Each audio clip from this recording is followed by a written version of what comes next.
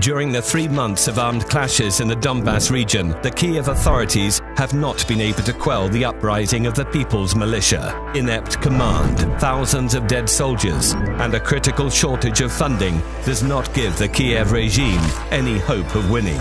Kiev's appeals to NATO for military assistance were ignored. So far, the conflict in the east of Ukraine looks local, and the attempt to provoke Russia into a war with Ukraine did not work.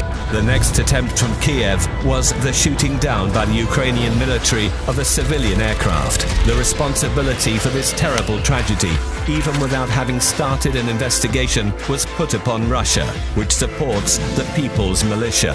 Such a crime was necessary for the Kiev regime to make this conflict international and to show the whole world that the People's Militia are the international terrorists. The exposure of this fabrication by the SBU fake militias negotiation, as well as the hard facts provided by the Russian General Staff, proved the involvement of the Ukrainian army in the plane crash. This provocative murder was carried out under the orders of Kiev and the American Special Services in order to draw NATO into a war with Russia.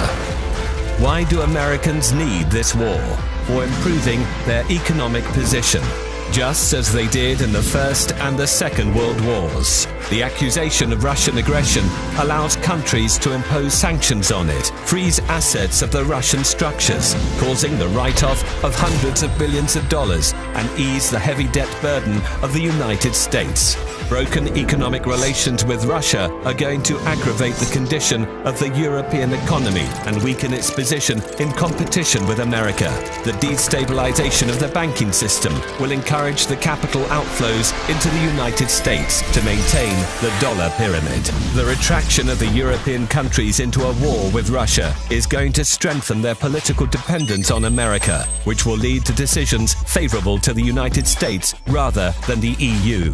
Thanks to this war, the American military-industrial complex will get many orders. The US economy will flourish. Meanwhile, weakened by the war, Russia will be easier to control, as it used to be in the dashing 90s. Thus, after destroying the main competitors on the world's arena, America will get a strategic advantage in the fight for global leadership with China. In contrast to the EU and Russia's collapsed economy and piles of corpses, Americans will stay as winners. The war on foreign grounds is what has saved the economy of the United States more than once.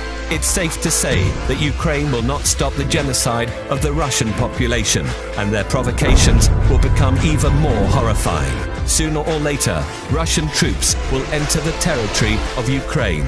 But to avoid millions of Russian, Ukrainian, and European victims, the EU leaders must turn away from their overseas owners and admit that Russia does not only protect its national interests, but seeks to prevent the outbreak of World War III. Otherwise, the survivors of World War III are going to witness the new American economic miracle.